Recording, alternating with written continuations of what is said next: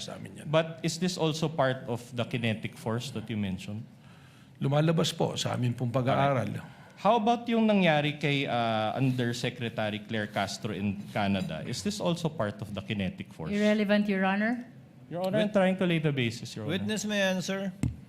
Well, If he ito na knows. nga po yung sinasabi natin na nagkakaroon po ng malawakang kaguluhan na epekto po ng madalas na pagbabanta at seryosong pagbabanta sa Pangulo na ngayon ang mga itaong kahit na ordinaryo ay inaatake po. Hindi lamang ang Pangulo kundi ang iba pa rin pong matataas na posisyon. So the answer is yes, it's Yes. part of the kinetic force.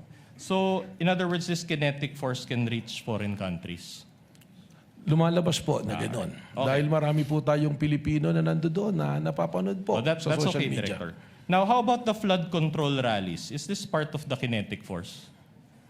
Yung flood control rally na, aling pong flood control rally? To be Any flood specific. control rally? Probably, Is it part- baka po, kung maaari lang po sir, ibigyan nyo ko ng specific para po mas may paliwanag ko po.